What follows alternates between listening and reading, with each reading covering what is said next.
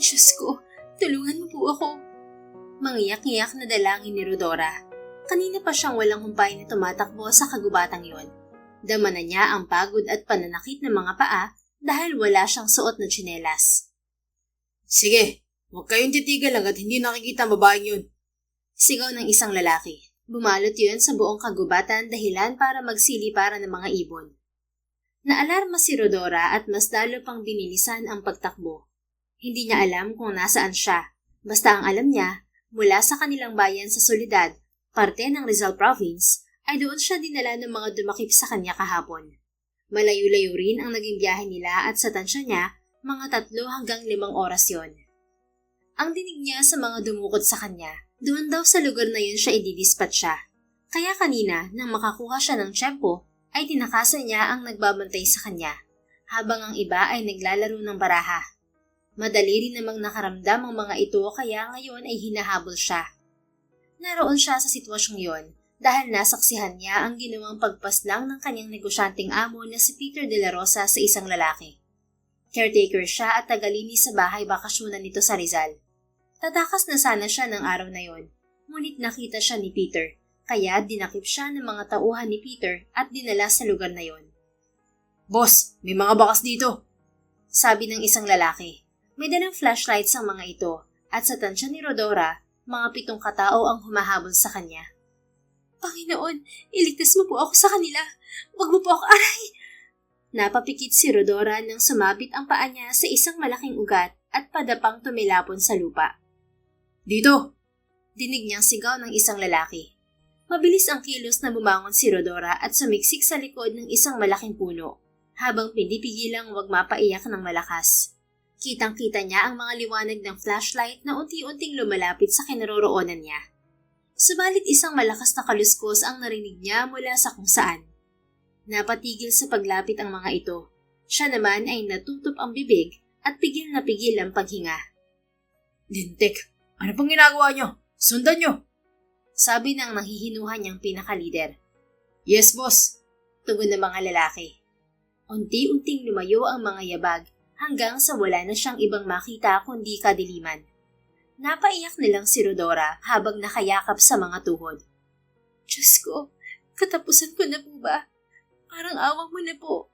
Kailangan pa ako ng mga kapatid at inang ko. Paulit-ulit niyang dalangin nang bigla siyang makarinig ng mahinang kaluskos. Napaigtad si Rodora. Lumingon siya sa kaliwat kanan pero wala naman siyang maaninag. Hanggang sa bigla na lamang may tumakip sa kanyang bibig.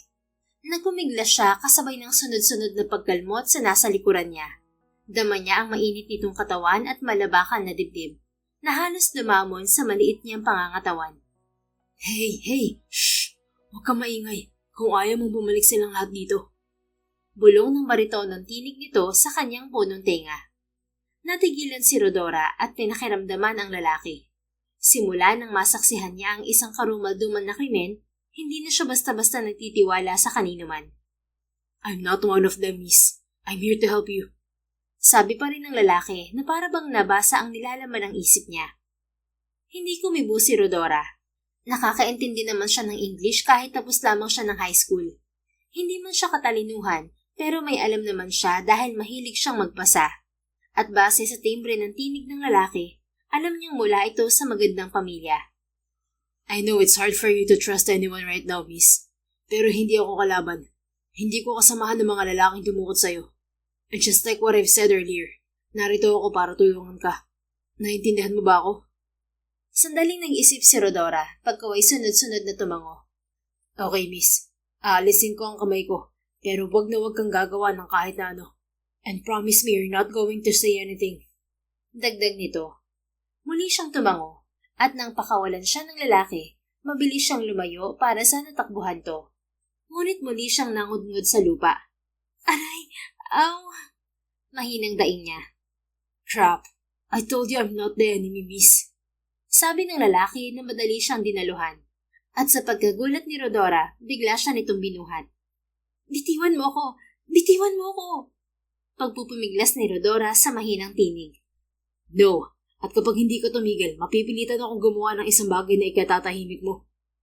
Hindi mababaling wika nito. Nakagat na lang niya ang labi at humawak sa balikat nito.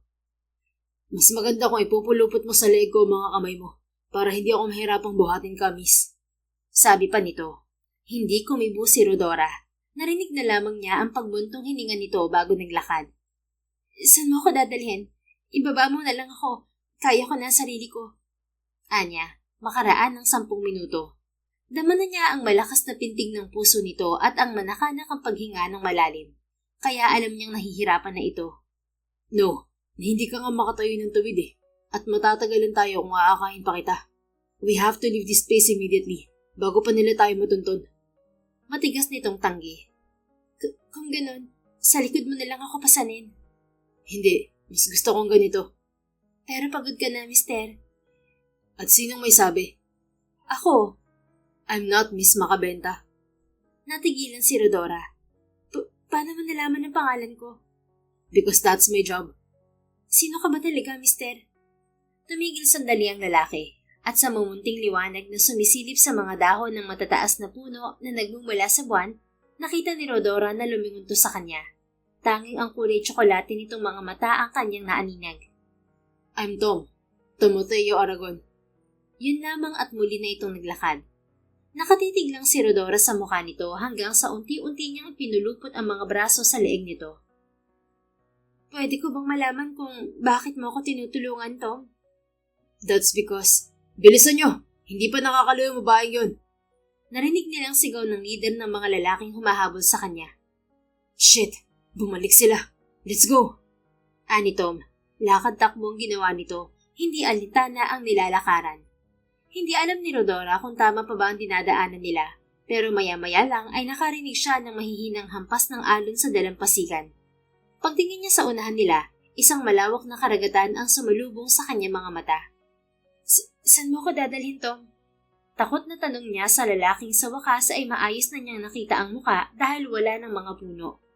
Kulot ang naka-army cut nitong buhok. Matangos ang ilong at may makakapal na kilay. Malaki rin ang pangangatawan nito base na rin sa malapad nitong dibdib at hindi maipagkakailang matangkad ang lalaki. Sa kabilang pampang, may islang malapit dito. Doon kita dadalhin.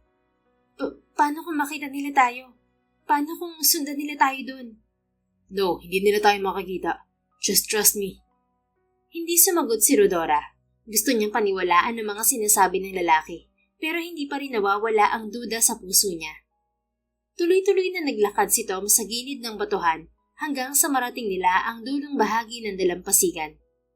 Anong gagawin mo, Tom? Tanong niya nang makitang unti-unti nitong sinusuong ang tubig. Kailangan nating makaliban sa kabila dahil doon nakatago ang bangkang sasakyan natin, Miss Makabenta. Ha? Pero mukhang malalim ang tubig. Don't worry, I know how to swim. Hindi kita hahayaang mapahamak. Sigurado ka ba? Yes. So kung marunong ka lumangoy, once na lumubog tayo, hold your breath, okay? Sunod-sunod na tumango si Rodora.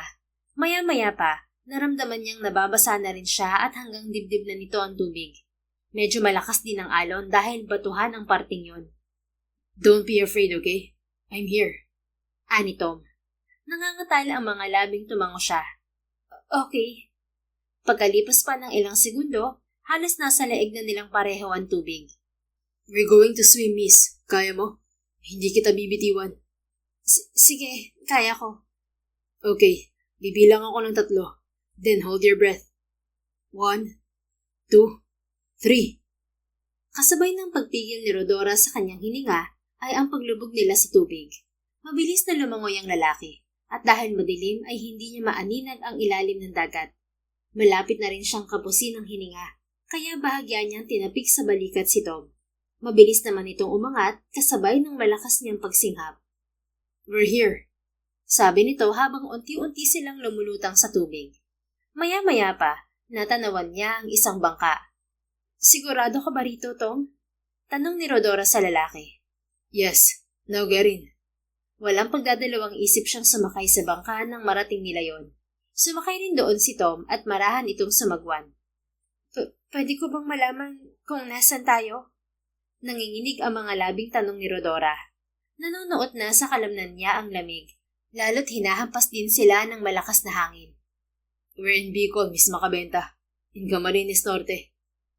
Nasa Bicol tayo? Oo. At saang isla tayo pupunta? Isla de Soledad. It's a private island. Tumango lang si Rodora dahil bigla siyang nakaramdam ng pagkahilo. Lumalakas na rin ang alon, ngunit hindi niya alam kung yun nga ba ang dahilan ng nararamdaman niya. Napatingin siya kay Tom. Anong ginawa mo sa akin? Mahinang tanong niya rito. Wala akong ginawa sa'yo, Miss Macabenta. So please stop suspecting me. Paano ko gagawin yun kung... Hindi na naituloy ni Rodora ang kanyang sasabihin. Naramdaman na lang niya ang pagpikit ng mga mata kasabay ng pagkatumba ng kanyang katawan. Miss Macabenta, are you okay? Miss Macabenta! Yun ang huling narinig ni Rodora bago nawala ng malay. Si Tom naman ay mabilis na tumayo at inisang hakbang ang pagitan nila ni Rodora. Bago pa ito mahulog sa dagat ay nasalo na niya ito. Muntik na. Anya sabay iling. Inayos niya ang posisyon ni Rodora. Isinanding niya ang katawan nito sa sarili bago mabilis na nagsagwan patungo sa isla. Pagdating doon ay hinila niya ang bangka sa dalampasigan at itinali sa puno ng nyog. Pagkatapos, binalikan niya ang babae at dinala ito sa isang hindi kalakihang bahay kubo.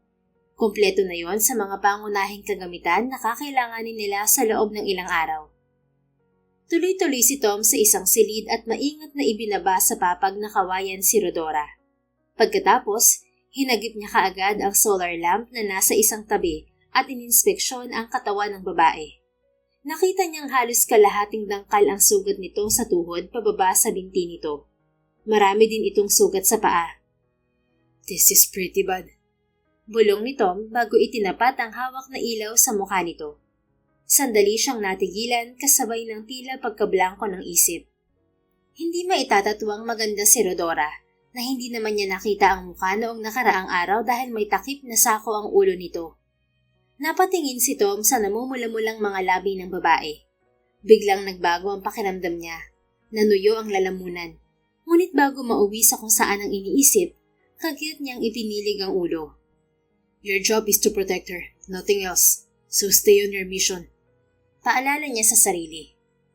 Tumalikod si Tom at hinanap ang bag na pinaglagyan ng kanyang mga kasama ng mga damit nila ni Rodora. Hindi talaga siya nag-iisa roon. May mga kasama siyang backup. Pero wala ang mga ito sa isla, kundi nasa mainland para doon magmasid. One-man extraction lang ang utos ng boss nila sa Aceros na si Mrs. Primrose Samonte, na iniatang naman sa kanya. Natigil sa paghahanap ng damit si Tom, nang maalalang siya rin ang magpapalit ng damit ng babae. Bahala na. Anya at pabastang kinuha ang nakitang damit ng babae. Muli niyang hinarap ang wala pa ring malay na si Rodora. Kinuha niya ang isang kumot na nakatupi sa gilid ng papag at ibinalot dito. Saka pa lamang niya ito binihisan. Nang matapos si Tom, siya naman ang nagpalit at ginamot agad ang sugat ng babae. Nakita rin niyang namamaga ang bandang bukong-bukong nito. Walang imik na kumuha rin siya ng bandage mula sa dala niyang emergency kit. Ininspeksyon muna niya ang paa ng babae at nang matantong mild sprain lang yon, inisprayan niya ng relief spray sa kabinentahan. Hindi alam ni Tom kung makakatulog ba siya sa gabing yon, pero ang utos sa kanya ay siguraduhin ang kaligtasan ni Rodora, at yun naman ang gagawin niya. Lumabas siya at nagtungo sa maliit na kusina. Nagtimpla siya ng kape para hindi agad makatulog. Siguro may 2 oras na rin siyang nakaupo sa upuang yari sa kawayan nang maulinigan niya si Rodora. Anong gagawin niyo sa akin? Wag, parang awa niyo na. Paulit-ulit nitong usal nang muling pumasok si Tom sa silid. Pabaling-baling din ang ulo nito habang umiiyak. Hey, Miss Macabenta. Panggigising niya sa babae. Wag mo akong hawakan. Nabitin ang kamay ni Tom sa ere nang marinig yon. Miss Macabenta, you're having a nightmare. You're safe. Malumanay niyang wika pero patuloy sa pagsasalita ang babae. Nakapikit pa rin ito. Umiiyak. Miss Macabenta. Rodora. Subalit may pagka-hysterical na ito. Nanginginig na rin ang katawan ng dalaga kaya walang sabi-sabing niyakap ito ni Tom. Jesus Christ. Bulalas niya. You're burning up. Agad sana niyang bibitiwan ng babae nang maramdaman niyang mas humigpit ang yakap nito sa kanya. Sandali siyang natigilan at napasulyap sa mukha nito. Unti-unti na itong kumakalma. Huminto na rin ito sa pag-iyak kaya wala sa loob na tinapik-tapik niya ang likod nito. Andito lang ako, Miss Makabenta. Hindi kita iiwan. Bulong niya. Nang maramdaman ni Tom na kalmado na ang paghinga nito, dahan-dahan niya itong inihiga. Pagkatapos, lumabas siya at kumuha ng tubig. Kumuha rin siya ng gamot sa emergency kit. Miss Makabenta, drink this first bago mo ituloy ang pagtulog mo. Anya sa babae. Marahan naman itong nagmulat ng mga mata. Inalalayan niya itong makabangon. Bahagyang ibinuka ni Rodora ang bibig. Maingat naman niyang inilagay roon ang gamot. Tinulungan niya rin itong makainom ng tubig, sa kanya ito muling inihiga. Now you can rest. Matulog ka na ulit. Sabi niya sa nakapikit na babae bago muling bumalik sa kusina. Naglagay si Tom ng tubig sa maliit na palanggana at muling bumalik sa silid. Humanap siya ng towel. Binasa niya yun sa tubig at maingat na ipinuna sa buong katawan ni Rodora. Pagkatapos, binasa niya yung muli at ipinatong sa noo nito. Sinulyapan ni Tom ang mukha ng dalaga. Payapa na ulit ang paghinga nito. Halatang umiepekto na ang gamot. Sumandal-sandali si Tom sa gilid ng papag at marahang pinisil ang pagitan ng kanyang mga mata. Ramdam na niya ang pagbigat ng katawan, ngunit hindi niya magawang ipikit ang mga mata habang mataas pa rin ang lagnat ng babae. Kaya hindi na alam ni Tom kung anong oras siya nakatulog dahil magdamag niya itong binantayan at inalagaan. Nagising si Rodora na nananakit ang buong katawan pati na ang kanyang ulo. Pilit niyang inaalala sa isip kung ano ang mga nangyari nang bigla siyang mapabangon. Ano to? Nasalo niya ang kung anong nakapatong sa noo niya at nakitang isang face towel yon. Napakunot ang noo ni Rodora. Titig na titig siya sa hawak na towel nang mapabaling sa labas ng bintana. Maliwanag na roon. Napaiktad siya nang marinig ang mahinang pag-ungol sa kanyang tabi. Nang bumaling siya roon, nanlaki ang mga mata niya nang makita ang isang lalaki. Napatili si Rodora bago ito pinaghahampas.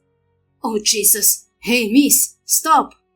Pigil ni Tom na agad na bumalikwas ng bangon at pinigilan siya sa pagwawala.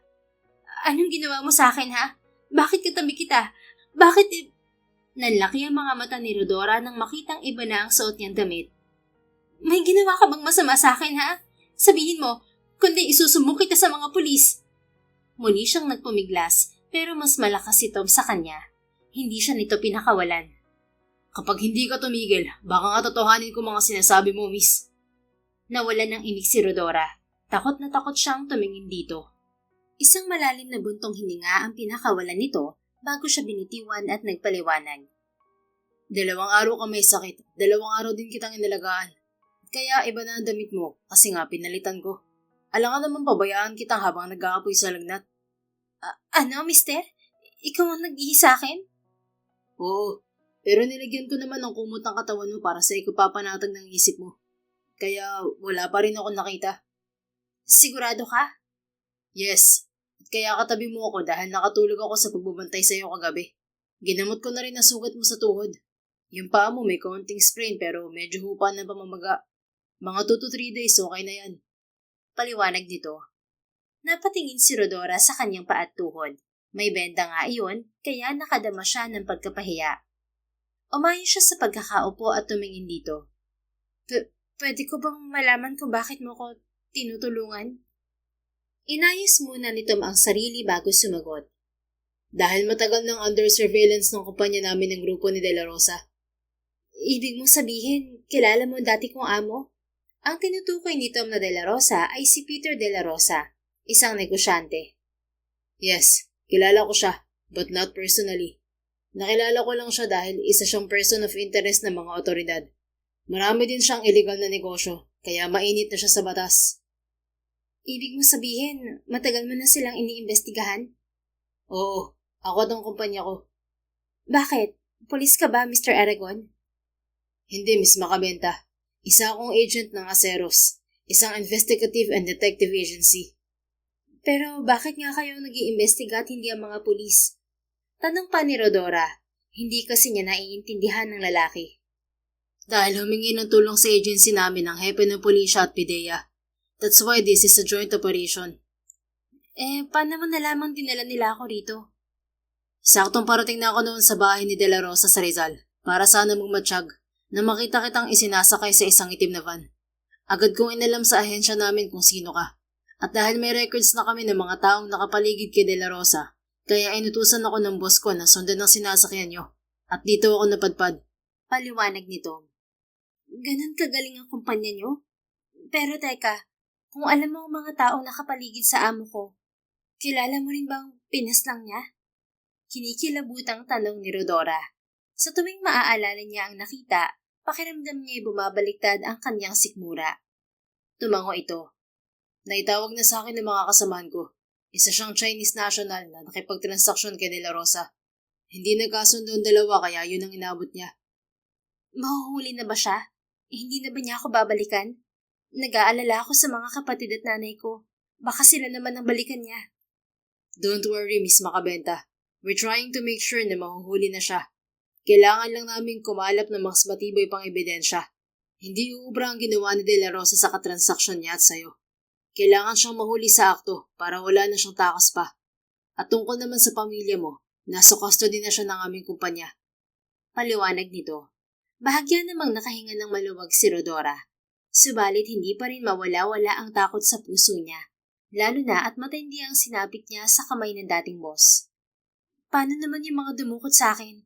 Nahuli na ba sila? O sisa pa rin niya? Yeah, nahuli na sila ng mga kasamahan namin. Alam mo na, hindi naman ako nag-iisang sumugod dito. May mga backup ako na naging katulong ko para gumawa ng extraction plan. Nasa na sila ngayon? Yung mga dumukot sa akin?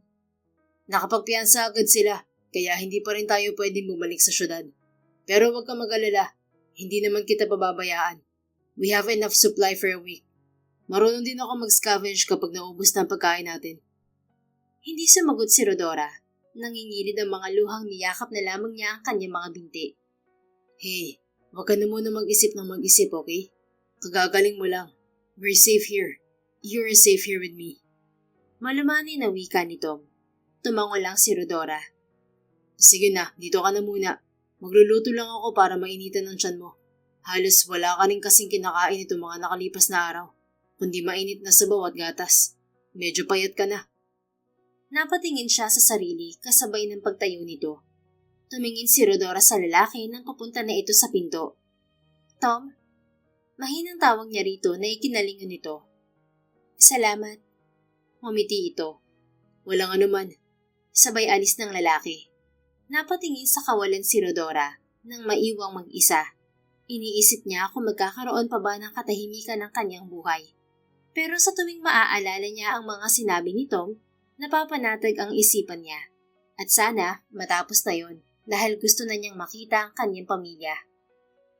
Lumipas pa ang 3 araw pero hindi pa rin nahuhuli si De La Rosa. Nakatunog kasi ito na mainit sa mga mata ng kapulisan kaya naglaylo.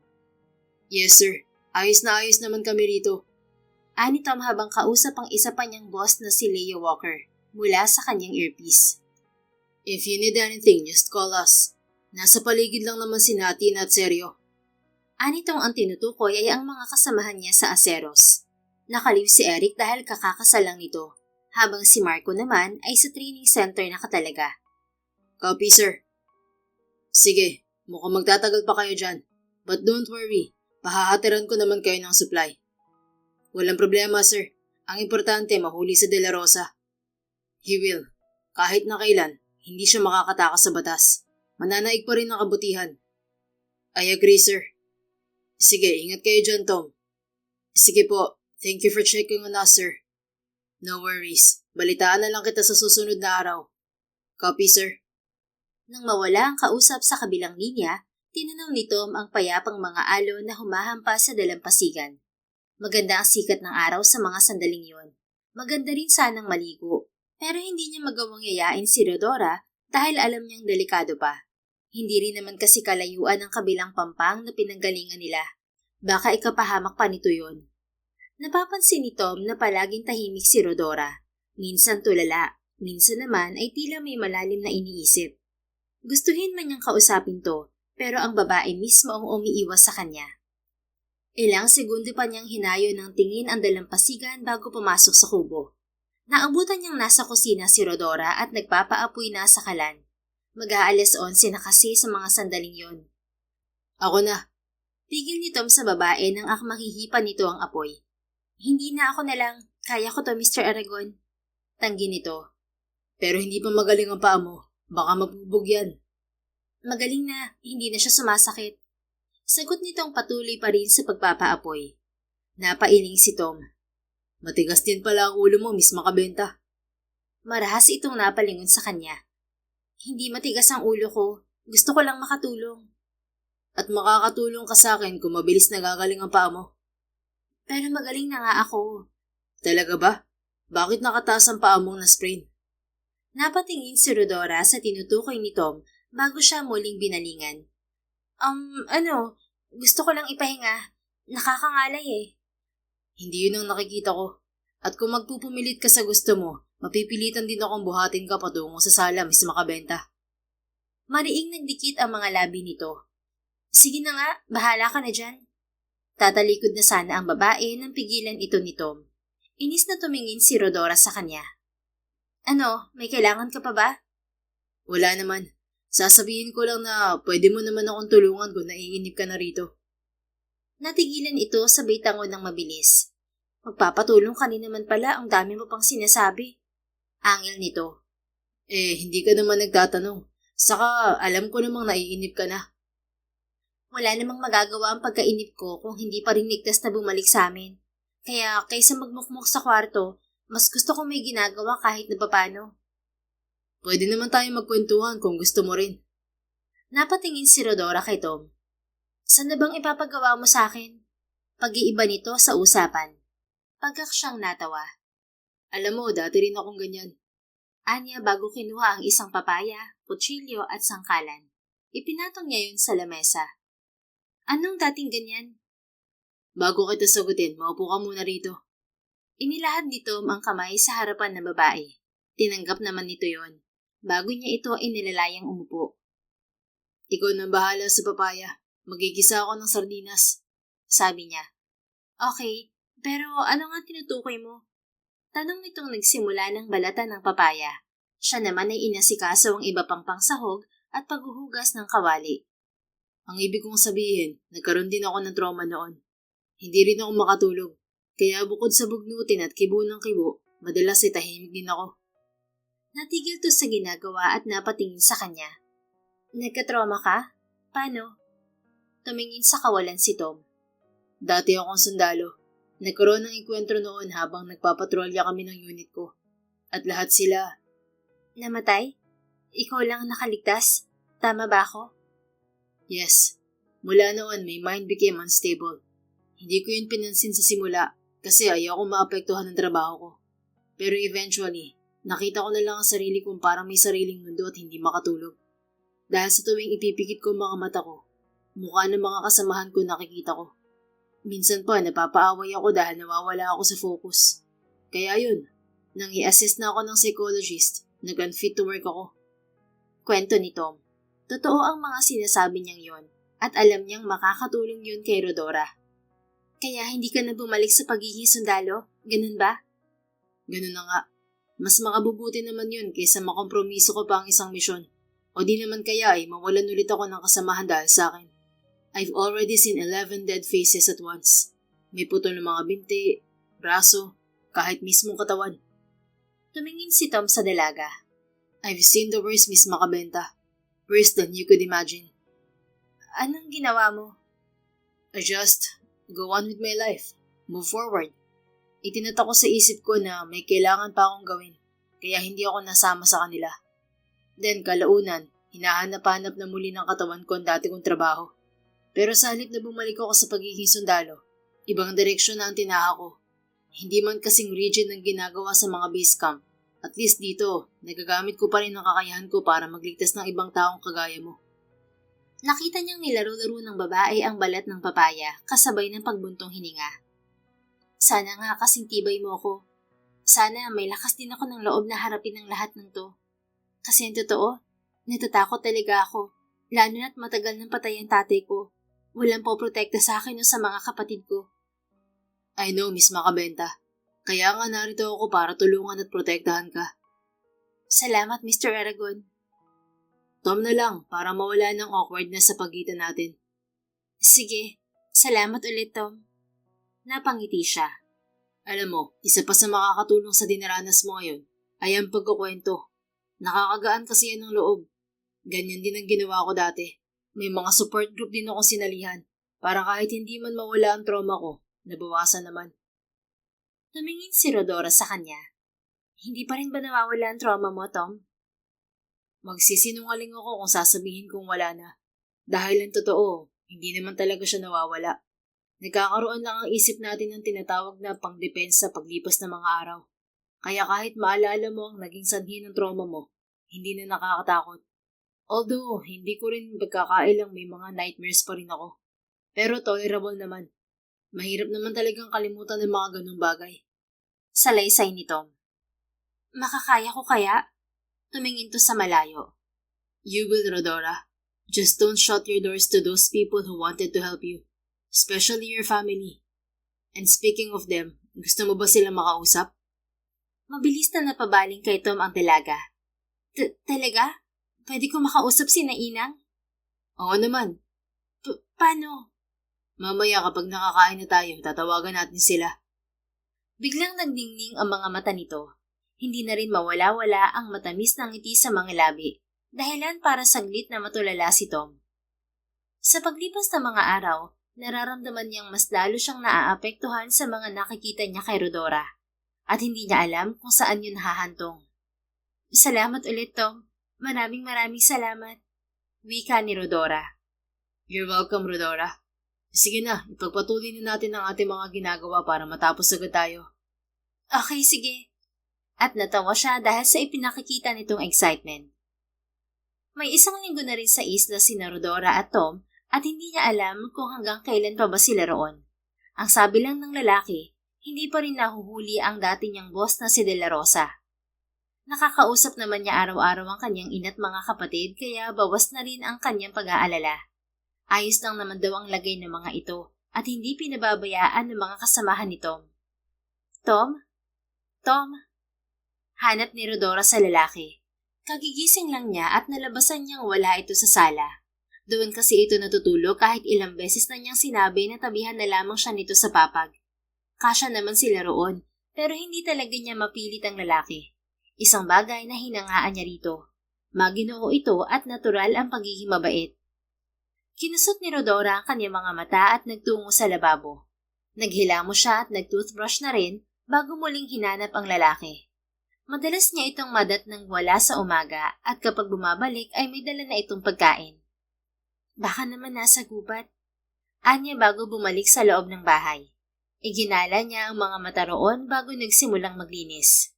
Hindi naman sila makalat dahil dadalawa lang naman sila at pansin niyang masinop sa gamit si Tom. Pagkatapos niyang maglinis, naisipan niyang tanawin ang dalampasigan. Kabilin-bilinan sa kanya ni Tom na wag daw siyang masyadong lalayo sa kubo. Hindi naman ito ipinagbawal ang pagpunta sa dalampasigan, pero sinabi nitong wag siyang pupunta roon hanggat wala ito, para daw makasiguro sila. Napahinga ng malalim si Rodora. Mahilig siya sa dagat kaya nga nagugustuhan na rin niya ang pagtigil nila sa isla. Ang kaso, hindi naman siya makaligo. Maaga pa naman, wala naman sigurong makakakita sa akin. Wika niya bago tumayo. Maraan siyang naglakad patungo sa dalampasigan nang makarinig ng mahinang usapan. Agad na naging alerto si Rodora bago lumingon sa gawing kanan niya. Doon nagmumula ang usapan kaya sinundan niya yon. Ikaw pa talaga nagdala. Sana si Seryo na lang. Ani Tom na nakatalikod sa kinatatayuan niya. May kausap itong babae. Matangkad at may magandang hubog ng pangangatawan. At dahil sa banda niya ito nakaharap, kita niya kung gaano ito kaganda. It's okay, Tom. Nag-volunteer talaga ako para makita ka. Tinapik pa ng babae si Tom. Nagsalubong ang mga kilay ni Rodora dahil parang may pinong kurot siyang nadama sa puso. Namiss mo ba agad ako? Anang lalaki. Hindi ba halata? Sus, ang lapit-lapit ko lang kaya. I know, Tom. Pero iba pa rin kung ikaw ang partner ko sa ganitong misyon. Mas exciting ba? Parang gano'n na nga. Sabay na nagkatawanan ng dalawa. Sige na, balik na ako sa outpost ko. Nice seeing you by the way. Yumaka pa ang babae kay Tom kaya madaling tumalikod si Rodora at nagtuloy-tuloy sa loob ng bahay kubo. Padarag niyang isinara ang pinto bago pumasok sa kwarto at nahiga sa papag. Nasa gitna pa rin si Rodora ng pagingit-ngit na hindi niya alam kung saan nanggagaling nang bumukas ang pinto. Rodora? Tawag ni Tom sa kanya. Kagyat niyang ipinikit ang mga mata nang marinig ang papalapit nitong yabag. Nagkunwari siyang natutulog para hindi siya gambalain pa nito. Narinig niya ang paghinga nito ng malalim nang makalapit sa kanyang tabi. Pagkatapos, naramdaman na lamang niya ang pagbalot nito ng kumot sa kanyang katawan. Sleep tight. Mamaya ko na lang sasabihin sa'yo mga nalaman ko. Masuyong wika nito. Kagat-kagat ni Rodora ng mariin ang labi. Bigla kasing naglaho ang nadarama niyang inis sa dibdib at napalitan yon ng mamunting kilig. At nang marinig niyang nasa likuran na si Tom, kagyat siyang nagmulat ng mga mata. Ano ba itong ginagawa ko? Ano ba itong nararamdaman ko? Naguguluhang tanong niya sa sarili. Hindi alam ni Tom kung bakit muli naging tahimik si Rodora ng mga sumunod na araw. Maayos na ang samahan nila ng nakaraang linggo. Pero bigla ay parang sinasadya nitong idistansya ang sarili sa kanya. Kagaya na lamang ngayon. Naabutan niya itong nasa labas ng kubo. Nakaupo sa buhanginan habang nakatingala sa maaliwalas na kalangitan. Hindi ka ba makatulog? Anya nang lapitan ito. Pasado 9:00 na sa mga sandaling yon. Hindi to sumagot. Nakatingin lang ito sa taas na para bang walang narinig. Isang malalim na buntong hininga ang pinakawalan ni Tom. May problema ba tayo, Rodora? Umiling to. Then, bakit hindi mo ako kinakausap? Kinakausap naman kita. No, hindi pa kikipag-usap ang tawag sa ginagawa mo. At anong tawag sa ginagawa ko? Bumaling to sa kanya, saktong nagtama ang kanilang mga mata. Pag-iwas, Rodora. Yun ang tawag sa ginagawa mo. Hindi kita iniiwasan, Tom. May mga iniisip lang ako. Talaga? Ano naman? Iniisip ko tungkol sa sinabi mo na sa susunod na linggo may darating na katransaksyon ng dati kong amo. Ibig sabihin, makakauwi na tayo sa Maynila. Naupo si Tom sa tabi nito. Totoo ba ang sinasabi mo, Rodora? Muli itong tumingala. Bahala ka na kung maniniwala ka o hindi. Basta sinabi ko na ang rason ko. Pinagmasdan niya itong mabuti bago tumingin sa itaas. There are lots of stars today. Ani Tom. Oo nga. Para silang mga diamanteng kumikislap. Do you like it here? Sa gilid ng mga mata ni Tom ay nakita niyang tumango ito. Ang totoo, gusto kong tumira sa ganitong lugar. Tahimik, malayo sa gulo. Gusto ko rin laging pinagmamasdan ng mga alon, pati na ang paglubog at pagsikat ng araw. Talaga? Meaning mahilig ka sa dagat? Ganun na nga. Ang gulo kasi sa lungsod. Tama ka naman. Napuno ng katahimikan ng paligid. Manaka-naka ay naririnig ni Tom ang malalalim na buntong hininga ni Rodora, kaya hindi na siya nakatiis pa. Aminin mo na, may iba pang bumabagabag sa'yo. Kung tungkol to kay De La Rosa. Pwede ba ako magtanong, Tom? Putol nito. Bumaling to sa kanya. Of course, go ahead. Hindi naman agad to sumagot. Nakailang buntong hininga pa ito kaya lalong nangunot ang noo niya. May problema ka ba? Hindi na nakatiis na tanong ni Tom nang hindi pa rin to nagsalita. Wag na lang pala. Nakalimutan ko na. Sige, pasok na ako sa... Teka lang, Rodora. Madali niyang pigil sa braso nito. Bigla na lang kasi itong tumayo. Bakit? Alam ko may iniisip ka. Sabihin mo na para makatulog ka na ng maayos. Okay. Sigurado ka ba talaga ligtas tayo rito, Tom? Oo naman. Talaga? Oo nga. Bakit? Wala ka bang tiwala sa akin? Meron naman. Pero sa mga taong pumupunta dito, wala. Nag-isang linya ang mga kilay ni Tom. Hindi kita naiintindihan, Rodora. Pwede bang pakilinaw ng sinasabi mo? Nakita kasi kitang may kausap ng nakaraan. Napaisip siya sandali. Pagkatapos, lihim siyang napangiti. Si Athena yun. Sana nilapitan mo kami para naipakilala kita sa kanya. Ani Tom, at pilit binabasa ang nilalaman ng isip ng kaharap. Gusto kong isiping nagsiselo siya. Pero imposible naman yun. Saka, bakit naman yan agad ang naisip kong dahilan ng pag-iwas niya sa akin? Pwede namang totoong sinasabi niya. At alam kong takot siya. Ani Tom sa isip. Kasamahan mo ba siya? Tanong ni Rodora. Yeah, kasamahan ko siya sa Aceros at kaibigan din. Kaibigan? Oo. Tuluyan ang napangiti si Tom. Wala pa akong asawa o kasintahan, Rodora. Hindi ko pa naiisip ang mga bagay na yan noon. Namula ito at mabilis na nag-iwas ng tingin. Bakit naman nasamang estado mo sa pag-uusap natin? Wala lang. Gusto ko lang sabihin para malinaw ang lahat. Sus, wala naman akong pakialam kung single ka ba o hindi, Tom. Sige na, pasok na ako sa loob. Teka lang. Muling tigil ni Tom sa dalaga. Napalingon to sa kanya. Let's enjoy this night, okay? Let's stay here for a while. Yaya niya rito. Mariin itong kinagat ang labi bago tumingin sa bilog na buwan.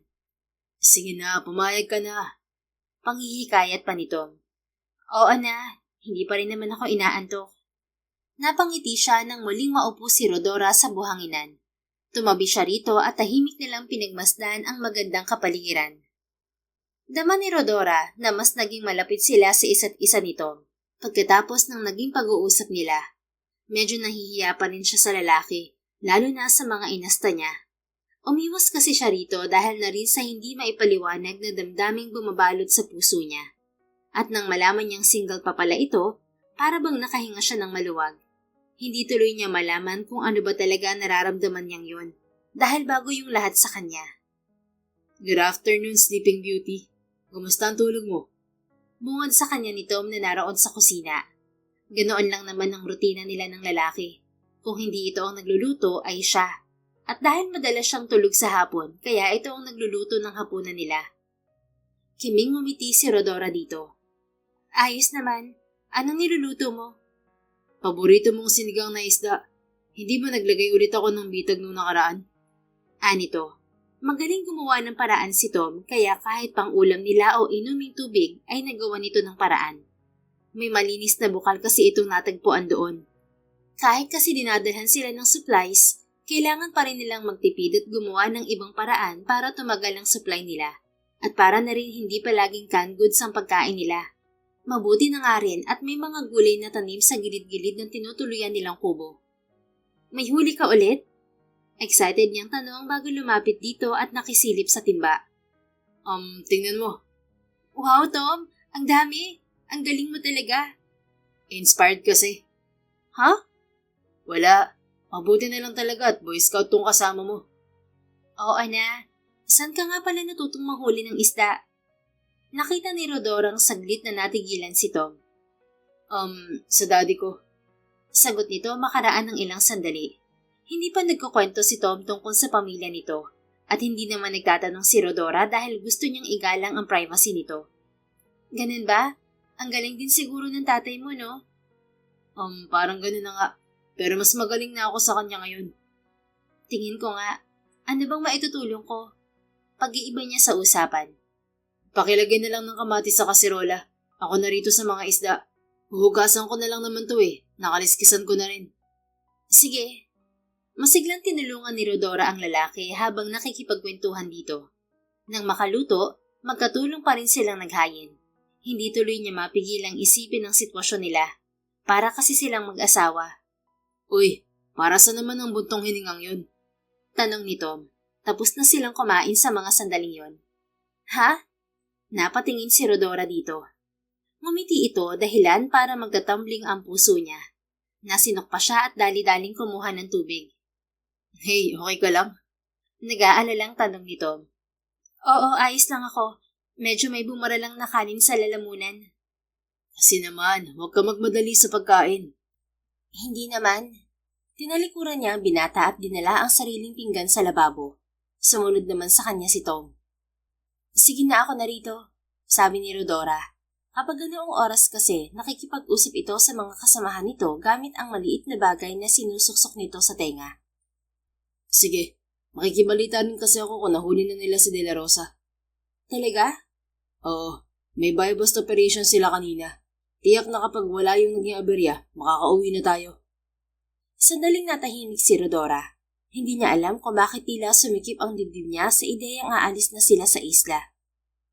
Ganun ba? Sige na, ako narito. Kumunot ang noon ni Tom. Pero bakit parang hindi ka masaya? Ha? Ano bang sinasabi mo? Masaya kaya ako? Pilit pang umiti si Rodora kahit ang totoo nalulungkot siya. Oras na bumalik sila sa lungsod, hindi na niya makikita si Tom. Totoo ba yan? Paninigurado pa ng lalaki. Oo nga. Sige na, dun ka na sa sala. Taboy niya rito. Matagal pa siyang pinagmasdan ni Tom bago nito nakuhang pumunta sa sala. Si Rodora naman, itinuon na lang sa paghuhugas ng pinggan ng atensyon.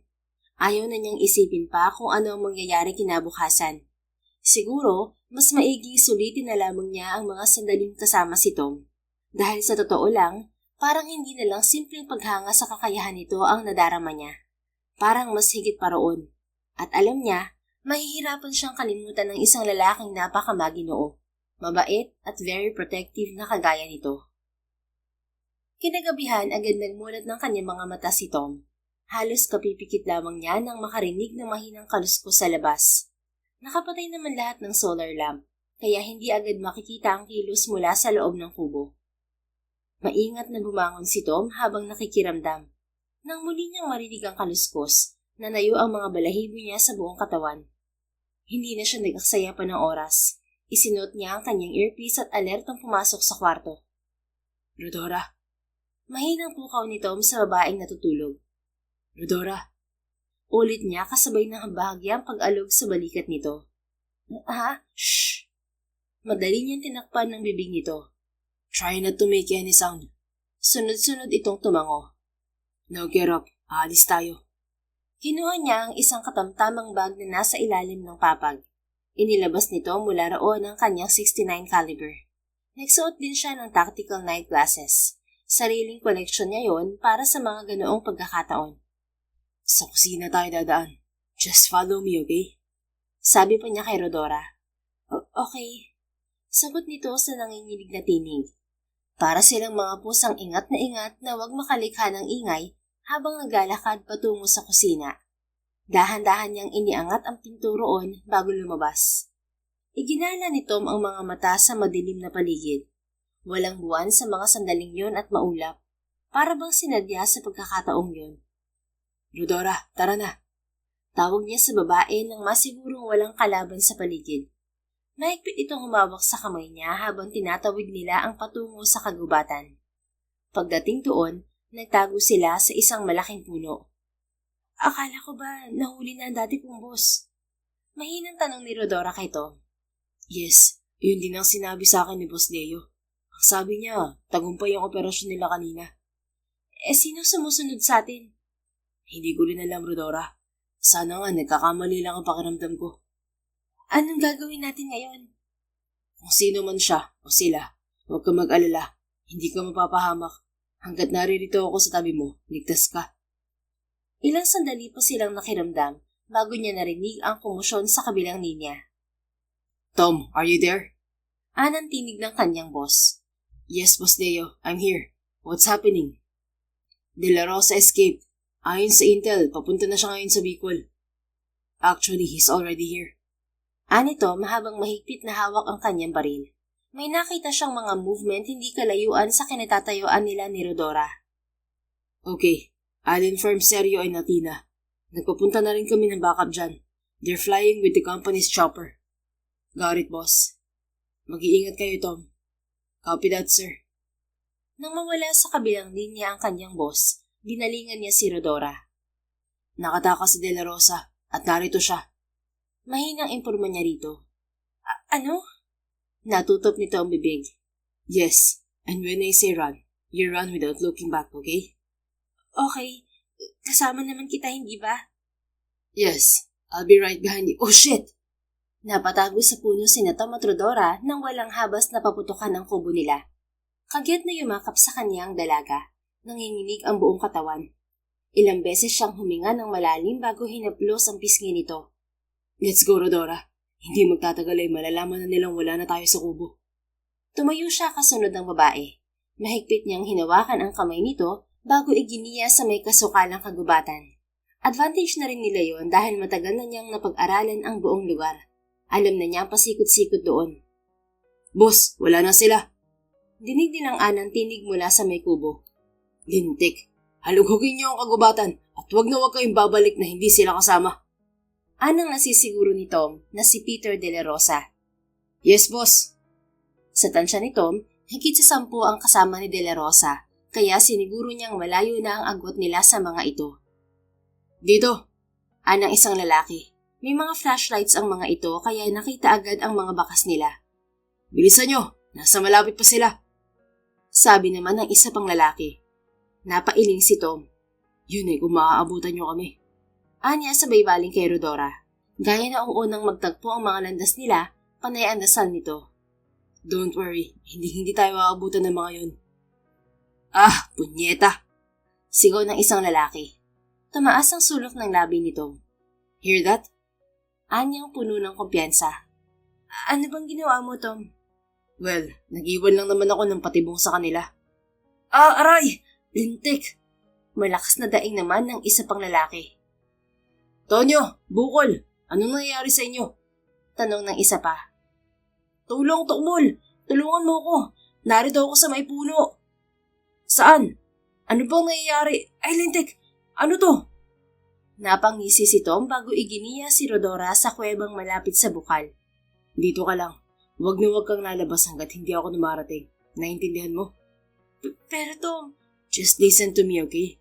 Hindi tayo aalis sa istang to hanggat hindi sila nahuhuling lahat. Okay. Promise babalikan kita, Rodora. Tatalikod na sana si Tom nang hilahin siya nito at yakapin ng mahigpit. Mag-iingat ka, Tom. Mag-iingat ka. I will. Nang pakawalan siya nito, hindi niya napigilang halikan ito sa noo. Be right back. Anya sa natigilang babae bago tumakbo pabalik sa kubo. Humanap si Tom ng tamang tiyempo. Nakita niyang iilang tao na lamang ang naroon kaya isa-isa niyang tinarget ang mga to. Para namang mga puno ng saging na isa-isang natumba ang mga ito kasabay ng impit na pagdaing. Likat! Hanapin niyo kung saan nagmula ang bala. Sigaw ni De La Rosa. Ito naman ang tinarget ni Tom, pero madali itong nakatakbo. Sige, isang putok pa at bumubuang sa sabog. Anang tinig ng lalaki sa kanyang likuran. Dama niya ang pagtutok nito ng baril sa kanyang ulo, kaya itinaas niya ang kanyang mga kamay. Hala, lakad! Utos nito pagkatapos makuha ang kanyang baril at kapkapan ang kanyang katawan. Walang nagawa si Tom kundi ang lumantad sa kanyang pinagtataguan kasunod ang lalaki. Boss, nahuli ko na siya! Sabi nito. Lumabas si De La Rosa at kita ni Tom ang malawak nitong ngisi mula sa dalang flashlights ng mga tauhan nito. Well. Very good, Tukmol. Anito bago lumapit sa kanila. Agad siya nitong inundayan ng suntok sa panga. Napabaling siya sa gawing kaliwa kasunod ng pag-agos ng dugo mula sa pumutok niyang labi. Ikaw palang nagtakas kay Rodora, ha? Nasaan siya? Tanong ni De La Rosa bago dinakma ang kanyang buhok at mariing sinabunutan. Hindi ko alam ang sinasabi mo. Sagot ni Tom. Napahalakak ito. Sino namang ginagago mo, ha? Alam kong ikaw ang nagtakas sa kanya dahil ilang araw na ring minamanmanan ng mga tauhan ko lugar na to. Kaya magsalita ka na bago pa ako magkamali at sumabog ang ulo mo. Itinutok nito ang baril sa kanyang noo. Hindi naman kumurap si Tom. Inaanalisa pa niya ang sitwasyon bago bumuelta. Sa nakikita niya, 7 na lang ang tauhan nitong nakapaligid sa kanila. Ano? Bulyaw ni De La Rosa sabay kasa sa baril na hawak. Wala kang mapapala sa akin dahil wala akong alam. Ganun ha? Isang sipa sa tagiliran ng iginawad dito sa kanya. Napadaing si Tom nang manuot ang sakit hanggang sa kanyang kalamnan. Aba, mukhang matibay ka. Anitong kumamot pa sa ulo. Ganito na lang, let's have a deal. Total, ilang linggo mo na rin siyang kasama rito. Ibalato mo na lang siya sa akin. Hindi ko naman siya papatayin. Ano lang, gagawin ko lang siyang laruan. Malademonya itong humalakhak. Nagpanting ang tenga ni Tom. Mabilis ang naging mga kilos niya at sa isang iglap, hawak na niya ang patalim na nakasuksok sa kanyang sapatos. Nakatutok na yon sa leeg ni De La Rosa. Boss! Sabi ni Tukmol. Sige, isang maling kilos at butas ang leeg ng amo nyo. Banta niya sa mga tauhan nitong lahat ng baril ay nakatutok sa kanya. Punyeta! Ibaba niyo mga baril nyo! Baba! Tarantang utos ni De La Rosa sa mga ito na agad namang sumunod. Kaya pala dinala mo siya rito dahil ibang pakay mo, ha? Pues, ito ang sagot ko sa deal mo. Unti-unting ibinaon nito ang hawak na patalim sa leeg ni De La Rosa. Dahan-dahang umagos mula roon ang pulang nikido. Wag mo ituloy. Parang awa mo na. Susuko na ako. Nagmamakaawa ng wika nito. Sigurado ka ba? Oo, susuko na ako. Mahal ko pa ang buhay ko. Maniniwala lang ako kapag nasa likod ka na ng rehas na bakal. Ani Tom bago tumingin sa mga tauhan nito. Nakita niya kung paano dinampot ni Tukmul ang baril nito. Pero bago pa nito yung naiputok, isang malakas na alingawngaw ang pumailan lang sa paligid. Aray! Hiyaw ni Tukmul sabay hawak sa balikat na dumudugo na. Seryo? Ani Athena na may kasama pang pagpalakpak. Nasa dalampasigan na ang dalawa at parehong delikalibre ang mga baril na hawak. Hep! Ani Tom nang makitang tatamputin ng isa pang tauhan ni De La Rosa ang baril nito. Lintik! Tumigil na kayo! Gusto niyo bang pare-pareho tayo maging pagkain ng mga pating? Sigaw ni De La Rosa sa tauhan. Wala namang gumalaw sa mga ito kaya isa-isa nang pinusasan ni Seryo at Athena ang mga tauhan ni De La Rosa. Siya naman ang nagposa sa hawak na lalaki. Ang hina mo rin pala. Tumakas ka na tapos dito ka pumunta. Hindi ka rin nag-iisip, De La Rosa. Ani Tom.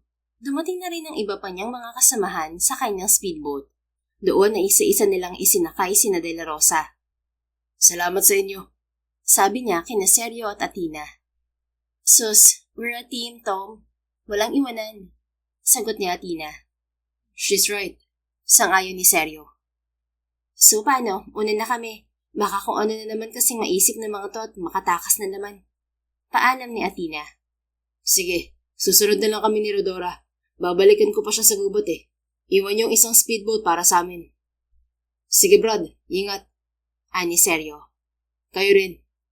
Pagkaalis ni na Athena ay agad na nagtungo sa kagubatan si Tom. May dala na siyang flashlight kaya madali niyang natuntuan ang pinagtaguan niya kay Rodora. Rodora! Tom! Isang mahigpit na yakap ang isinalubong nito sa kanya. Napangiti siya at gumanti ng yakap dito. Ano? Okay ka lang ba? May masakit ba sa'yo? Sabihin mo sa akin. Sunod-sunod nitong wika nang kumawala sa kanya. Dinama pa nito ang kanyang dibdib at braso, pati na ang kanyang pisngi. Aw, daing niya. Oy, bakit? Anong nangyari sa pisngi mo? May sugat ba? Medyo napuruhan yata ako ni De La Rosa. Ha? Patingin nga. Walang sabi-sabing kinuha ni Rodora ang flashlight at itinapat sa mukha ng lalaki. Kanina pa siya alalang-alala rito at kung hindi pa ito dumating, susundan na sana niya ito. Hey, nakakasilaw kaya? Reklamo nito na madaling iniharang ang braso. Sorry, patingin nga. Dahan-dahan niyang inalis ang kamay ni Tom at tumambad sa kanya ang namumula nitong pisngi. Putok din ang labi nito. Nanikip ang dibdib ni Rodora. Pakiramdam niya, siyang nasasaktan sa mga sandaling yon. Don't worry, yan lang naman ang inabot ko. Madali naman niyang gagaling. Pero nasugatan ka pa rin dahil sa akin. No, hindi to dahil sa'yo, Rodora. Ito'y dahil sa trabaho ko. Kinuha nito ang kamay niya at masuyo yung pinisil. Tara na, pwede tayong bumalik sa lungsod. Ha? Nahuli na ninyo si Peter? Yes, kanina pa sila nakaalis kasama ang mga kasamahan ko. Ang sabi ko, susunod na lang tayo. Hindi rin naman tayo pwedeng manatili sa kubo dahil tinadtad nila De La Rosa ng bala. Nakadama ng matinding lungkot si Rodora. Okay, tara na. Ani ang lalagpasan na sana ito nang madali siyang pigilan. Rodora. Usal ni Tom dahilan para lumundag ang puso niya. Bakit? Baling niya rito. Magkikita pa tayo. Promise. Talaga? Yes. Gusto rin kitang bigyan ng trabaho. Yun ay kung tatanggapin mo. Trabaho? Yes, Rodora. Gusto mo ba? Pwede bang pag-isipan ko muna? Gusto ko kasing makita muna si Nainang at ang mga kapatid ko. Sure, walang problema. Ibibigay ko sa iyo ang kontak ko para madali tayo makapag-usap once na nasa lungsod na tayo. Sige, salamat ulit, Tom. Maraming salamat. Napangiti ito. Walang anuman. Magkahawa kami silang lumabas ng kagubatan at bago sumakay sa speedboat, isang sulya pa ang ginawa ni Rodora sa kubo. Marami siyang mamimiss doon, lalo na ang mga gabing magkasama silang nagkukwentuhan, nagtatawanan at unti-unti naging sandalan ng isa't isa. Ngunit ano man ang mangyari pagbalik nila sa lungsod, alam niyang mananatili sa puso niya ang mga alaalang nabuo sa islang yon. Mga alaalang hinding-hindi niya malilimutan. Halos balik na sa dati ang buhay ni Rodora at ng kanyang pamilya sa mga sumunod na araw. Ligtas silang nakauwi ni Tom, na labis niyang pinagpapasalamat sa lalaki. Sa kasalukuyan, dinidinig na ang kaso sa korte at nakapagbigay na rin siya ng kanyang testimonya. Kinuha rin siyang witness. Kaya may mga pagkakataon pa rin silang nagkikita ng lalaki dahil ang ahensya ng mga ito ang nag-aasikaso sa kaso laban kay Peter. So, ano sa palagay mo? Gusto mo ba ang offer ko? Tanong ni Tom habang kumakain sila sa isang restaurant. Kagagaling lang nila sa hearing at sa nakikita ni Rodora, hindi magtatagal ay makukulong na ng tuluyan si Peter. Hindi ba sobra-sobra naman yun, Tom? Magtatrabaho ako sa isang kumpanya kahit hindi naman ako graduate ng kahit na anong kurso sa kolehiyo. May training ka naman. Hindi ka basta-basta tatanggapin hanggat hindi mo nalalaman ang gagawin mo. Pero kasama ba talaga pati ang scholarship ni Rene at Riza? Yes, yun ay para pagbutihan mo ang training mo. Napaisip si Rodora. Bahagya rin siyang luminga sa paligid. Nasa mamahaling restaurant sila at kanina pa siya nahihiya dahil naka-blouse at paldang lagpas tuhod lang siya. Wala siyang kahit anong kolorete sa muka, kagaya ng mga babaeng naroon, na halatang mga mamahali ng kasuotan. Don't mind them, Rodora. Dinala kita rito kasi alam kong gusto mo mga ganitong pagkain. Ani Tom na napansin yata ang ginagawa niya. Napatingin siya rito. Nakakahiya kasi. Binitiwan nito ang hawak na kutsara at hinawakan ng mahigpit ang kanyang palad. Walang nakakahiya sa ginagawa natin. We're just like them, eating our dinner. At kapag tinanggap mo ang inaalok ko, pati pamilya mo madadala mo rito. Pangungumbinsi pa nito. Marahan siyang napailing kasabay ng kiming ngiti. Hindi ko alam na ganito ka pala. Ani Rodora. Anong ganito pala ako? Masyado kang magaling mangumbinsi. So, ibig bang sabihin yan, tinatanggap mo na ang offer ko? Sige. Pero kapag nakita kong hindi bagay sa akin, hindi ko na itutuloy, Tom. Yes, of course. We have a deal. Inilahad ni Tom ang palad sa harapan niya. Madali naman niya yung tinanggap. Timoteo? Anang tinig sa gawing kanan nila. Sabay silang napalingon doon. Nakita niya ang isang may edad na lalaking titig na titig kay Tom. Iho, ikaw nga. Sabi po nitong biglang nagliwanag ang muka. Dad. Mahina ang wika ni Tom sabay tayo. I missed you, Iho. Anong matanda na yumakap pa kay Tom. Kitang-kita ni Rodora na natikilan ang lalaki at ni hindi man lang gumanti ng yakap sa ama nito. How are you, son? Tanong ng matanda nang pakawalan si Tom. I'm fine, Dad. How about you and Mom? We're fine. Actually, kasama ko siya. Nasa banyo lang. Pero mas magiging maayos siguro kami kung babalikan na sa mansyon. Natigilan si Rodora sa narinig. Hindi rin niya napigilang pagmasdan ang may edad na lalaki. Halata ang tinataglay na kapangyarihan sa tindig pa lamang nito. Magaling din itong magdala ng damit at pansin niyang kapareho ni Tom ang mga mata nito. Ganoon din ang kulay. Timoteo? Anang isa pang tinig na nagmula naman sa isang may edad na babae. Nagliwanag ang mukha nito ng balingan ni Tom. Oh my God, ikaw nga anak ko. Mangiyak-ngiyak ang may edad na babae na niyakap si Tom. I missed you so much, Iho. I missed you so much. Paulit-ulit nitong wika. Missed you too, Mom. Sagot ni Tom. Teka, anong ginagawa mo rito? Sinong... Napalingon sa kanyang may edad na babae. Oh, kailan kayo ikakasal? Tanong nito na may halong panunodyo sa tinig. Kagyat na namula si Rodora. Hindi po kami ikakasal. Madali niyang pagtatama sa ginang. Ano? Mom, magkaibigan po kami ni Rodora. By the way, Mom, Dad, this is Rodora. Rodora, these are my parents. Theodora and Justado Aragon. Pakilala ni Tom sa kanila. Tumayo si Rodora. Nice meeting you po. Anya sabay lahad ng kamay sa mga ito. Walang pag-aatubili naman yung tinanggap ng dalawa. Nakikita niyang mas nakakamukha nito mang ina nito. Bukod doon, parehong mabait ang dalawa. Can we join you? Namiss kasi talaga kita anak eh. Malambing na wika pa ng ginang. Of course. Yun eh, kung okay lang kay Rodora. Naku, okay lang sa akin. Ano ka ba? Ay, great. Thanks, Iha. Anang may edad na babae at madaling naupo sa tabi niya. Si Tom at ang ama naman nito ay katapat nila. Parang nangangayayat ka yata anak. Hindi ka ba kumakain? Anang ginang na titig kay Tom. Ma'am, okay lang po ako. I'm healthy, okay? Healthy ka dyan. It's been what? 4 years since you left our mansion. Tapos bibihira ka pang magpakita. Aba, hindi dahil pumanig ako sa'yo noon, ikakalimutan mo na kami. May mga magulang ka pa rin, anak. Ma'am naman, huwag niyo naman akong sermonan ngayon. Nakakahiya kay Rodora. Kakamot-kamot na wika ni Tom. Hindi niya nasusundan ang pinag-uusapan ng mga ito hanggang sa mag-order sila. Pero natitiyak ni Rodorang may hindi pa sinasabi si Tom sa kanya. Nang matapos silang kumain, nagpaalam na sila at inihatid siya ni Tom sa kanila. Pasok ka muna, yaya ni Rodora sa lalaki. Hindi na, gabing-gabi na rin. Nakakahiya kay Aling Minda kung makikikape pa ako. Magpahinga ka na dahil bukas na bukas isasamahan kita sa papasukan mong trabaho. Sabi ni Tom. Ha? Sasamahan mo ko?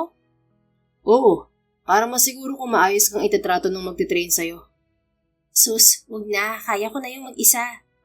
Barayin sis Rodora. Sige na, pasok ka na. Huminga siya ng malalim. Sige, ikaw ang bahala. Good night, Tom. Good night din. Hindi agad umalis si Tom hanggat hindi siya nakakapasok sa bahay nila at hindi naman mapigil ang kiligin ni Rodora sa mga ganoong pagkakataon. Kinabukasan, maaga siyang nagising. Bukod sa excited siya, nag-text din si Tom sa kanya na maaga siyang susunduin nito. Mukhang may lakad ka ate ah. Saan punta mo? Tanong ni Riza, ang kapatid na sumunod sa kanya. 4th year college na ito kaya kahit hirap na hirap si Rodora, iginagapang niya ang pag-aaral nito at ni Rene upang hindi matulad sa kanya. Nag-a-apply ako ng trabaho ngayon. Sagot niya bago sumandok ng kanin. Aba, hindi nga. Saan? Si Tom ang may alam. Si Kuya Tom? Oo. Hindi naman na nagsalita pa ang kanyang kapatid, pero daman ni Rodorang pinagmamasdan siya nito. Ano? Baling niya rito. Nagkibit ito ng mga balikat. Wala naman ate. Pansin ko lang madalas pa rin kayo magkasama ni Kuya Tom. Nanliligaw ba siya sa'yo? Ano? Nanliligaw? Tumigil ka nga dyan, Riza. Bakit namumula ka? Napahawak sa kanyang pisngi si Rodora. Hindi ah. Hindi ako namumula, okay? Ay sus, dahilan mo na lang yan kapag naging maitim ka na. Ate, ang puti-puti mo kaya? Hindi nga ako namumula, okay? Kaya tigilan mo na ako. Okay, ikaw ang may sabi eh. Pero ate, yan na ba ang suot mo? Napatingin si Rodora sa sarili. Nakapaldat blouse siya dahil doon siya sanay. At ano namang problema sa suot ko, Aber? Asik niya sa kapatid. Kasi naman, kung mag-a-apply ka ng trabaho, baka sa physical appearance bagsak ka na. Ha? May ganun ba?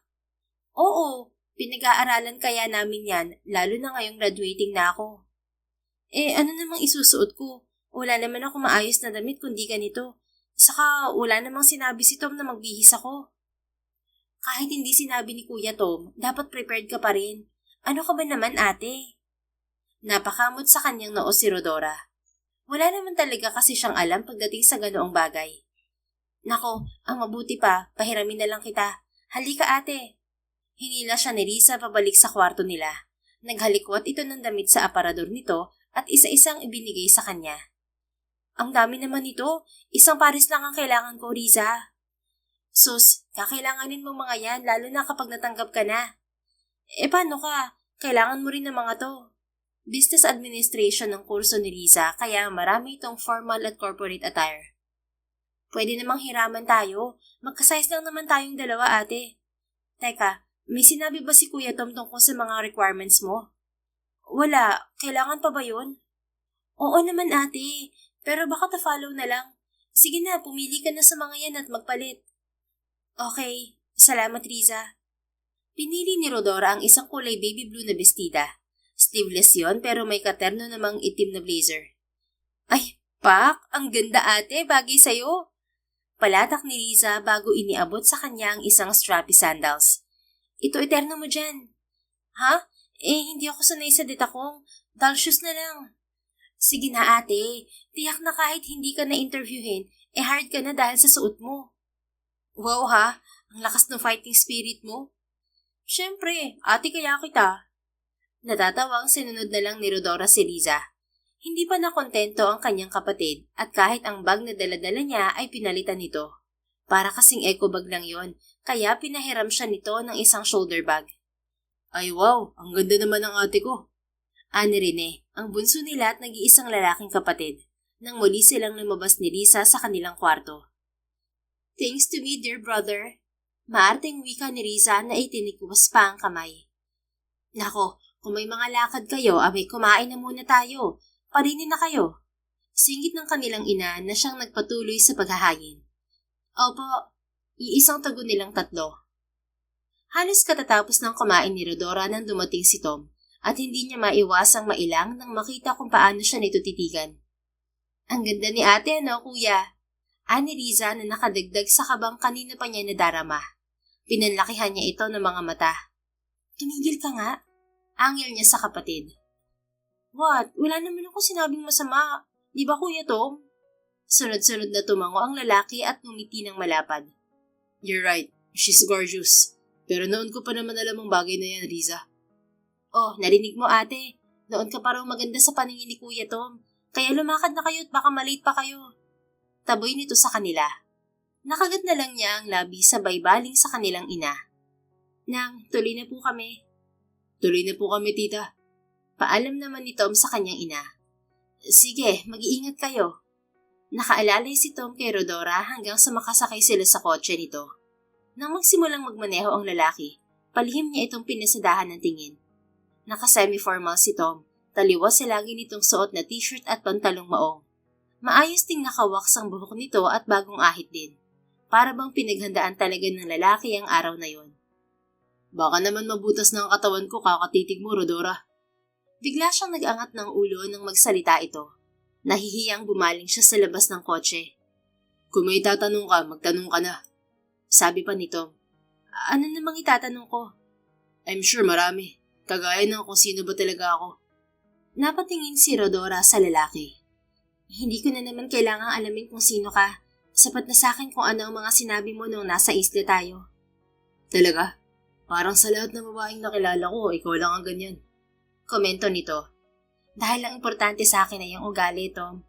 At base sa mga ipinakita mo sa akin, wala na akong dahilan para magtanong pa ng kung ano-ano. Pero gusto ko pa rin ipaalam sa'yo kung sino talaga ako. Bakit naman? Dahil importante ka sa akin, Rodora. Natigilan siya at napatitig dito. Anong ibig mong sabihin? Alam kong hindi madali ang mga pinagdaanan mo, Rodora.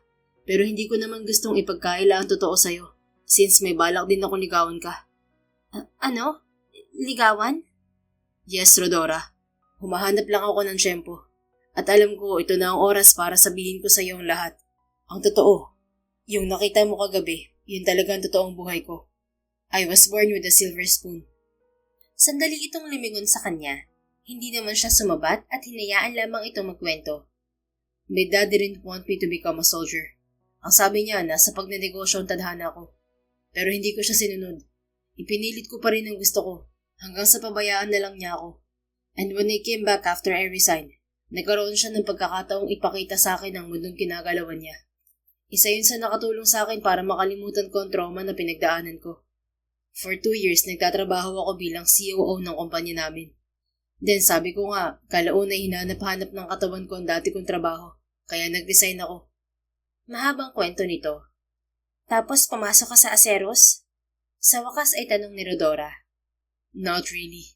I got recruited. My boss, Mrs. Primrose Araneta Samonte, is our client.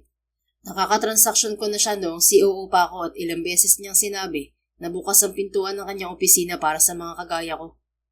Ano bang kumpanya niyo? Ang ibig ko sabihin, yung sa daddy mo. Aragon Defense and Systems Group is like Aceros. Pero mas malawak ang connection namin since it's a global company. Kami ang nagsusupply ng security technology sa iba't ibang panig ng mundo. Kapartner din kami ng Sandatahang Lakas ng Pilipinas at Kapulisan para sa surveillance systems at tactical operations.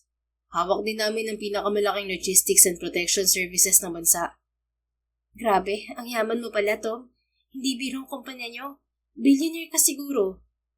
My parents are billionaire. Pero sabi nga nila palagi, sa akin lang naman nila iiwan ang yaman nila. So yeah, technically, privileged nga ako. Bakit lumayo ko pa kung magkapareho lang pala ang company nyo at ang Aceros? Tapos ubod ka pa ng yaman. Dahil gusto kong maging independent. Napatango-tango si Rodora. Kaya pala ganoon ang reaksyon ng mga magulang mo kagabi. Miss na miss ka na talaga nila. Yeah, gusto kasi nilang dun pa rin ako tumira sa mansyon. Kaso ayoko. Kaya bumili ako ng sarili kong bahay. Pero medyo exaggerated sila kagabi. Nakikipagkita naman ako sa kanila. Pero hindi madalas. O baka kagaya rin ng nangyari kagabi na puro aksidente pagkikita lang. Napakamot si Tom sa ulo. Hindi naman. Umuwi naman ako kapag may mga special occasions. Oo na, naniniwala na ako. Natatawang wika ni Rodora. Ano palang plano mo ngayon? Babalik ka ba sa kumpanya ninyo? Tingin ko kasi sa daddy mo gusto nang magretiro. Naalala niyang itanong. Napabuntong hininga to. Yan ang iniisip ko. Pero gusto ko pa rin nasa Aceros pa rin ako. Pwede naman ata kayong magsanib puwersa, hindi ba? Saka mas malaking kumpanya ninyo. Mas malaki yung maitutulong niyo sa mga tao. Pero mas magagaling ang mga tauhan ng Aceros. Saka halos lahat kami doon, solid na solid na. Alam mo yun, para na kaming isang pamilya. Napaisip si Rodora. Wala man siyang malalim na kaalaman sa trabahong meron si Tom, pero alam niyang gusto nitong tulungan ang dalawang kumpanya. Kung halininan na lang ang gawin mo, o kaya kung ikaw na ang mamahala sa kumpanya niyo, pwede naman sigurong malipat ang ibang operasyon ng Acero sa'yo at doon mo tatrabahuhin sa kumpanya niyo. Sabi mo nga nagsusupply kayo ng mga security technology. Ibig sabihin mas advance sa inyo. At mas malaki ang maitutulong yun sa operasyon ng Aceros. Mahabang wika niya. Natawa si Tom na ikinakunot ng kanyang noo. May nasabi ba akong mali, Tom? Umiling to. Wala. Napapansin ko na noon pa man na magaling kang gumawa ng solusyon sa mga bagay-bagay. Kaya rin siguro unti-unti mo nang nalalagpasan ng trauma mo. At ngayon, hindi ako nagkamali na i-hire ka. Teka, sa kumpanya niyo ba ako magtatrabaho? Yes, konting training lang at madali mong magagamay ang trabaho mo. At dahil sa mga sinabi mo, siguro mas mainam na direkta kang magtrabaho sa akin as may assistant. Ha? Ang bilis naman yata. Hindi ba nag-iisip ka pa kung anong gagawin mo? Tapos na ako mag-isip, Rodora. Kasi ikaw mismo ang nagbigay sa akin ng ideya kung anong gagawin ko. Okay, pero sabi ni Risa, kailangan ko pa raw ng mga requirements. No need to do that. Ako nang bahala sa mga yun. Sagot ni Tom. Grabe, ang lakas naman talaga ng backer ko. Pero maraming salamat, Tom, ah. Welcome. Kasabay ng pagdating ng mga bagong oportunidad sa buhay ni Rodora, unti-unti ring naglaho ang takot at pangambang daladala niya. At malaking bahagi nun ay dahil kay Tom, ang lalaking ngayon masugid ng manliligaw niya. Nagustuhan mo ba? Tanong ni Tom nang lapitan siya sa may railings. Kasalukuyan silang sakay ng yate na pag-aari ni Tom. Doon siya nito dinala pagkatapos ng maghapong pagtatrabaho nila sa opisina. Malapad nang umiti si Rodora dito. Hindi ko lang nagustuhan, kundi gustong gusto, Tom. Para lang tayong bumalik sa isla. Ang kaibahan nga lang, ang tanawin sa paligid. Tama ka. Yan din ang iniisip ko kaya dito kita dinala. Tahimik din naman dito at maganda rin ang tanawin. Lalo na ang sunset kanina. Well, tama lang naman ang ganitong date para sa kagaya mong napakasipag magtrabaho. Daig mo pa nga ako eh. Saan ka ba kumukuha ng lakas ha? Pabirong tanong nito. Mahinang natawa si Rodora bago muling tumingin sa dagat na alma sa mga sandaling yon, kaya hindi niya halos ramdam na nasa karagatan sila. Ewan ko rin. Sagot niya makaraan ng ilang sandali. Siguro dahil mas maayos na ang lahat ngayon. That's good, right? Oo, dati kasi pakiramdam ko mag-isa lang ako. Pero simula nang dumating ka, parang unti-unting gumaan lahat. Hindi sumagot si Tom, at nang balingan ito ni Rodora, nakita niyang titig na titig lang ito sa kanya. Hoy, baka naman mahanginan ka niyan. Pabirong wika niya kahit ang totoo, nag-uumpisa na namang bumilis ang tibok ng puso niya. Ganoon ang epekto ni Tom sa kanya. Kaya habang lumilipas sa mga araw, mas lalo niya ito nakikilala. Mas lalo ring nadaragdagan ang paghanga niya rito. At alam ni Rodora, may puwang na rin ito sa puso niya. Bahagya itong umiti sa kanya. Well, gusto ko lang kasing marinig na sabihin mo yan. Ang alin? Na parte na rin ako ng buhay mo. Na hindi na lang ako ang taong tagapagtanggol mo. Napakagat si Rodora sa labi bago muling tumingin sa dagat. Hindi ko alam kung saan magsisimula, Tom. Hindi ka perpektong tao. Hindi mo itinatago kapag nagagalit ka o natatakot. Tao ka pa rin. nagpapakita ng kahinaan na kahit sa harap ko, hindi ka nangingiming kontrolin ng emosyong nadarama mo. Yun talaga nagustuhan ko sa'yo. Kaya nga, nasanay na ako nandyan ka. And? Marahan itong tanong. Yung totoo ba? Yes, Rodora. Yung totoo. Humarap siya rito at sinalubong ang mga mata nito. Kinakabahan ako, Tom. Yun ang totoo. Malapad itong napangiti at hinawakan ng kanyang balikat. Masuyo nito yung pinisil. Kinakabahan ka pa rin ba? Bahagyan tumango si Rodora. Ito, kinakabahan ka pa rin? Masuyo nitong ginawaran ng halikang ibabaw ng kamay niyang hawak nito. Natawa siya. Parang mas lalo lang akong kinabahan. Well, kung tungkol to sa paniligaw ko at sa nararamdaman mo, hindi naman kita minamadali. I want you to take your time. Kaya ko namang maghintay. Pero Tom, parang ako yata ang hindi na makakahintay pa. Because? Dahil hindi na lang basta paghanga nararamdaman ko para sa'yo. Mahal na yata kita. Pag-amin ni Rodora. Nangislap ang mga mata nito bago masuyong hinaplos ang kanyang pisngi. Talaga? Oo, nung nasa isla tayo, akala ko takot lang ako dahil sa mga nangyari. Pero habang palapit ng palapit ang araw na magkakahiwalay tayo, patindi rin ng patindi ang takot na namamahay sa puso ko. Alam ko, noon pa mang makita ko kayo ni Athena, iba na talaga nararamdaman ko. Hindi ko lang talaga kayang pangalanan dahil bago sa akin ang lahat ng to. Rodora? Tama. Tumango-tango siya. Nagbago ang lahat pagbalik natin dito sa Maynila. Pero hindi yun kagaya ng inaasahan kong kakalimutan ko nararamdaman ko para sa'yo. Kasi hindi ko talaga magawa.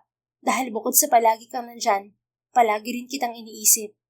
Ginayuma mo ba ako, Tom? Of course not. You just fell for me. That's the best answer for that. Yun nga rin ang sabi ng puso ko. Dahil wala namang ibang dahilan para hindi kita mahalin. Nasa iyo na ang lahat. At bonus pa na mababait ang mga magulang mo. You made me the happiest man on the planet right now. Masayang anito sabay yakap. Gumanti si Rodora ng yakap dito. Ako rin naman. Kaya ngayon handa na ako, Tom. Handa na akong sagutin ka. Lalong humigpit ang pagkakayakap nito sa kanya. That's the best thing I've ever heard since we're back in the city. Ni hindi yan napantayan ng pag-oo ni Boss Prim patungkol sa magiging setup ng trabaho ko sa Aceros. I'm over the moon right now, Rodora. Thank you. Pinakawalan siya ni Tom at pinakatitigan sa mga mata. I love you, Rodora. I will always love you. Tom, naputo lang sasabihin niya nang angkinin nito ang kanyang mga labi. Halos hindi na siya nito pakawalan, kundi pa niya ito tinapik sa balikat. Oy, easy lang. Natatawang wika ni Rodora. Paano ako magpapaka-easy? Girlfriend na kita. Isa pa, you just got the sweetest lips I've ever tasted. Parang ayoko nang pakawalan ka pa. Nangingislap ang mga matang sagot nito. Biglang nag-init ang magkabila niyang pisngi. Tom naman nahihiya ang wika niya. What? Totoo lang naman ang sinasabi ko. At sa unang pagkakataon, nakita ni Rodora na halos hindi na mapawi ang ngiti sa mga labi ng lalaki. Thank you. Ha? Para saan? Dahil binigyan mo ako ng pagkakataong mahalin ka. Ang alagaan at paglingkuran ka. Grabe ka naman sa paglingkuran, Tom. No, Rodora. You will be my queen from now on. At promise lahat ng takot sa puso mo, lahat yan ay buburahin ko. Nakangiting hinaplos niya ang pisngi ni Tom. Ganoon din ako, Tom. Magkasama nating haharapin ang bukas at ang lahat ng ibabato sa atin ng tadhana. Yes, Rodora. Hindi kita bibitiwan. Promise. I love you. I love you too, sweetheart. Muli siyang niyakap ni Tom at hinalikan sa noo. At habang umaandar ang yate, mas lalong naging matingkad ng mga ilaw sa lungsod. May nakita pa silang fireworks na para bang nakikisabay sa kasiyahan ng kanilang mga puso. Isang taon ding mahigit bago tuluyang na-convict ng reclusion perpetua si Peter de la Rosa. At pagkatapos ng lahat ng yon, inaya siya ni Tom na magpakasal. Hindi naman na tumanggi pa si Rodora dahil alam niyang wala nang masihigit pa sa pagmamahal na pinadarama nito sa kanya. Alam niya, tanging kay Tom lamang siya liligaya, ang kanyang tahanan at kanlungan sa lahat ng unos na kanilang pagdaraanan. The End. Kung nagustuhan mo ang istoryang ito, please don't forget to like, comment, and share it with your friends. Your support really makes a difference. Thank you and see you sa ating next story. Keep safe and be blessed.